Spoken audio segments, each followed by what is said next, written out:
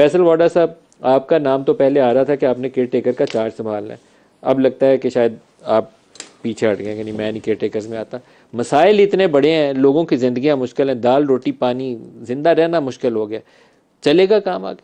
देखिए नदीम मलिक साहब, आपका बहुत बहुत शुक्रिया। देखिए नदीम मलिक साहब, या तो गरीब को मिटा दें, खड़ा करें गोली मारें इनको, या गुर्बत मिटाएं। ये दोनों चीज़ों का टोपी ड्रामा अब नहीं चलेगा, ठीक है। और ये सब टोपी ड्रामा ही चल रहा है अभी तक, ठीक है। और जो आपने जैसा बताइए में कहा कि ये इश्यूज़ अभी तो जब पूरी कैबिनेट इन प्लेस होगी तो अगले हफ्ते जब हम शो करेंगे तो फिर उस कैबिनेट के हम लिंकेजेस बताएंगे, डिस्कस करेंगे कि पॉलिटिशियंस किस किस तरीके से अभी भी केयर टेकर्स हटने के बाद भी गवर्नमेंट के अंदर ही है, ठीक है जी। डॉलर हाथ से निकल गया है, 325 की तो बातें शुरू होगी। अगर आज आप $50,000 मांगने जाए तो आपको 320 रुपये से कम मिलेगा नहीं। पेट्रोल का बम कल गिर गया है रात को, ठीक है जी।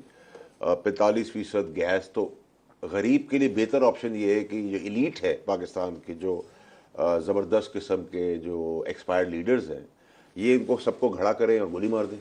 मैंने आपके लास्ट शो पे कहा था कि गटर का ढक्कन नहीं होता, गरीब मरता है। 2 लोग आज की तारीख में बच्चे मारे गए सिर्फ ढक्कन का, और यही पॉलिटिशियन खरबों रुपए के बजट लेकर उन रोडों को नहीं बना पा रहे। और जिस मुल्क में गली गटर का ढक्कन ना लग सकता हो, आप कह रहे हैं उसमें गुर्बत का ढक्कन बंद कर देंगे।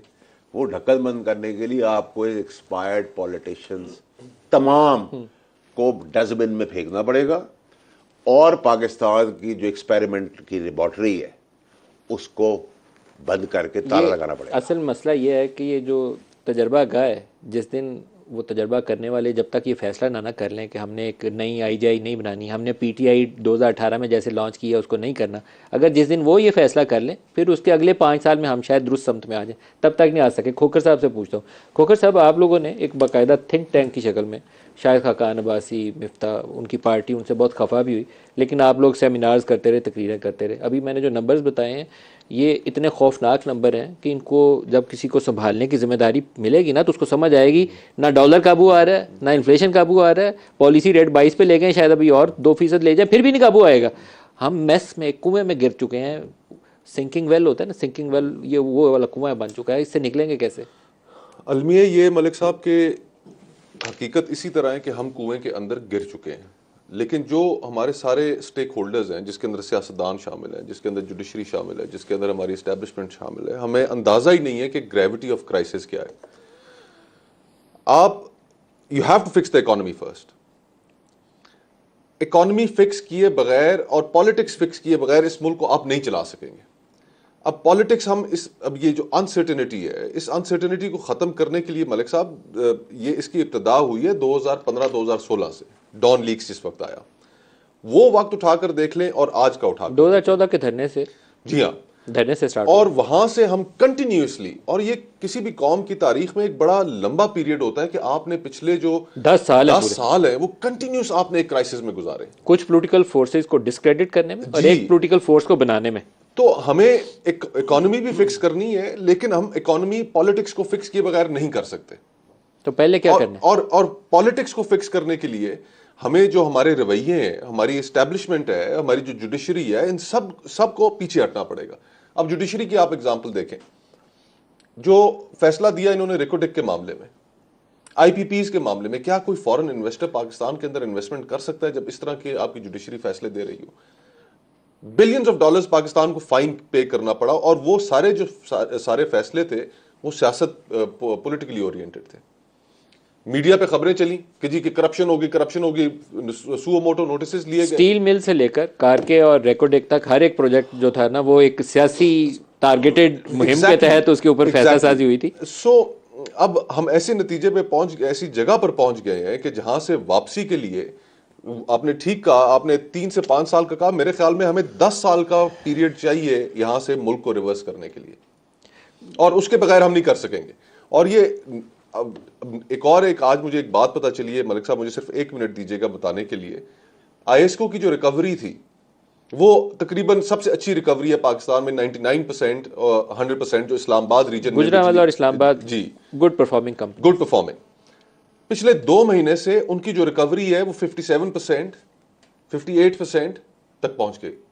लोगों के अंदर कैपेसिटी खत्म हो गई है बिल पे सर करने की। बिल पिछले 2 महीनों में डबल हो गए। डबल हो गए। आप घर अपने का बिल देखिए, जी। मैं पे कर सकता हूँ, लेकिन मुझे इस दफ़ा देख के तो हुआ है कि मेरे बिल को क्या हुआ है, 2 गुना कैसे हो गया, 2 गुना मैंने बिल तो दिया। लोगों की कैपेसिटी खत्म होती जा रही है, और ये सबसे आपकी बेस्ट परफॉर्मिंग आपकी हेस्को हो गई, लेस्को हो गई, आईएसको हो गई, ये सबसे बेस्ट परफॉर्मिंग आपकी डिस्कोज है। तारड़ लोगों की साहब, कैपेसिटी खत्म हो रही है। तारड़ साहब चीज़ का इन्होंने क्रेडिट लिया SIFC का। एज ए जर्नलिस्ट मैं इस चीज़ को बहुत ज़्यादा अप्रिशिएट नहीं करता कि आर्मी चीफ को एक फॉर्मल रोल दे दिया जाए। नेशनल डेवलपमेंट कमेटी में PTI की गवर्नमेंट ने जनरल बाजवा को दिया था, इन्होंने नेशनल डेवलपमेंट कमेटी का भी रखा और SIFC में भी उनका फॉर्मलाइज कर दिया रोल। कल को नाकामी की शक्ल में बोझ फौज के ऊपर जाता है। फौज एक सपोर्टिंग रोल में रहती है हमेशा, जब भी मुल्क को ज़रूरत आती है, सैलाब आते हैं, तूफ़ान आता है, ज़लज़ले आते हैं, हम फौज की तरफ देखते हैं। कोरोना आया, हम खुद फौज की तरफ देख रहे थे कि ये आएंगे, ये एक चेक एंड बैलेंस, एक अच्छा निज़ाम है, ये रोक लेंगे चीज़ों को। लेकिन आप उनको गवर्नेंस में नहीं बराह रास्त डालते जहाँ उनको तनकीद का सामना करना पड़े। ये उसका क्रेडिट लिया है इन्होंने कि ये वो सबसे अच्छा इनिशिएटिव ये है। क्या हमारे अंदर काबिलियत नहीं है? सियासतदान नाकाम हो गए, पीछे हट जाएं, फिर छोड़ दें ये काम अगर नहीं कर सकते तो। नदीम मलिक साहब मुझे 2 मिनट दीजिएगा। देखिए मैं सिर्फ तारड़ साहब को याद दिला दूं, इनकी गवर्नमेंट के अंदर ये अरशद शरीफ का केस नहीं खोल सके। ठीक है, क्यों नहीं खोल सके वो ये वजूहत बता सकते हैं। 190 मिलियन पाउंड अगर सुप्रीम कोर्ट में गए थे तो इंडिया तो नहीं गए थे, सुप्रीम कोर्ट से रिवर्स करा लेते। मॉडल टाउन का इन्होंने आज तक फैसला नहीं किया, जो इन्होंने गोलियां चलाई। मैं डिफेंड नहीं कर रहा PTI को, जो शोधाओं के साथ किया। साहिवाल में आपकी हुकूमत में क्या हुआ था? ठीक है, मैं तो कह रहा हूँ ना, Equally bad मैं तो देखिए हमारा जो, मैं ना PTI को डिफेंड करना चाहता हूँ ना एक दामाद को डिफेंड करना चाहता हूँ। मैं 13 पार्टियां समेत सबके खिलाफ ही कहता हूँ कि देखें इसको क्रेडिट दे दिया, लॉन्ग टर्म इन्वेस्टमेंट आ गई, ट्रिलियंस होंगे, बिलियंस होंगे। नदीम मलिक साहब आपका प्रोग्राम सर अब ये होना चाहिए कि गरीब को रोटी कैसे मिलेगी जिंदा रहने के लिए। वो बच्चा जो गटर पे गिरते हुए मर रहा है उसके लिए गटर का ढक, हमें नहीं इन्वेस्टमेंट से अभी बात, अब इन्वेस्टमेंट आएंगी, हो जाएगा, दूध की नहरें बहेंगी, माशी तौर पर खून की नहरें बहने जा रही हैं। ठीक है, जो ये हाल करके गए 35 साल, 5 साल 4 साल हमारे, 20 साल इनके साबका पार्टी के। सर हमारा प्रॉब्लम ये नहीं रहा AC में बैठकर आपके सामने साफ कपड़े पहन के 700 रुपए की कॉफी पी के 200 रुपए का पानी पीकर। सर खुदा का वास्ता है आप लोग प्रोग्राम करें, आप लोग स्टेक होल्डर्स हैं। पाकिस्तान की कौम को आपके तवज्जुह से अब ये पता चलना चाहिए, बताना चाहिए कि देखिए फौजी हो, पुलिस वाला हो, जो यूनिफॉर्म आदमी हो हमारे लिए खड़ा है, गर्मी में खड़ा है, मोटी वर्दी पहन के खड़ा है, उसकी इज्जत करें। जो शोधा ने कुर्बानी दी उसकी इज्जत करें। उनको हटाकर अपने हक के लिए, अपनी रोटी के लिए, अपनी औलाद को गटर से मरने के लिए, अपनी औलाद को स्कूल ना भेजने की, फीस ना देने की, मौत की वजह से, खुदकुशियों की वजह से आगे पाकिस्तान में आगे बाहर निकलना पड़ेगा नौजवान लोगों को, ताकि ये एक्सपायर्ड मुसल्लत किया हुआ 35 साल पुराना गार्बेज वापस गोबर की तरह हमारे सर पे ना थोप दिया जाए।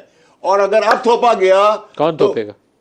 ये जो अभी आपको 13 पार्टियां नजर आ रही है, देखिए ना PTI ने जो 13 पार्टियां थोप दें। गार्बेज के अल्फाज थोड़े से मतलब छोड़ नहीं चले है। आप क्योंकि आप दोनों साबका बैठे, मैं अभी हूं एक पार्टी देखिए आप नहीं आप पार्टी में है ना, हमने तो आप गार्बेज के अंदर आपका नाम तो लिया, हमने कहा 13 पार्टियां। नहीं गार्बेज ना बोले, गार्बेज ना गार्बेज ना देखे ना, बोले। जमहूरी पार्टियां लोग वोट देते चले हैं। जी, बहुत हसीन जमहूरियत का जो एक्सपायर्ड लोगों का जनाजा लेके हम चल रहे हैं। जमहूरियत का जिस जनाजे ने हमें गटर का ढक्कन नहीं दिया, खाने को रोटी नहीं दी गरीब आदमी को, बिजली का बिल नहीं दिया, नौकरी नहीं दी, स्कूल की फीस नहीं दी, बच्चों को नौकरी पे भेजने वालों के हाथ पैर तोड़ दिए गए, उनको बेलें दिला दी गई, उनकी शॉर्ट FIR कटाई गई। तशद्दुद करने वाले वडेरे का आज का हिस्सा है कि उस बच्ची को मार मार के उसकी लाश निकाल दी। लेकिन पूरा पाकिस्तान बात कर रहा है फॉरेन इन्वेस्टमेंट्स की। Stop these experiments. अब हम ये सारे लोगों को, पाकिस्तानी कौम को जरूर अपनी यूनिफॉर्म लोगों को साइड पे करके, क्योंकि उनकी कोई मदाखलत नहीं है, ना होनी चाहिए, उनको छोड़ के अपने हक के लिए निकले बाहर। मोटरसाइकिल वाला भी लीडर बन सकता है, मोदी अगर चाय बेचकर वजीर आजम बन सकता है, और बहुत अच्छी चीज है, चाय बेचना बुरी बात नहीं है, और वो अपने मुल्क को कहीं से कहीं ले जा सकता है। Give others a chance. Khokhar साहब से पूछिए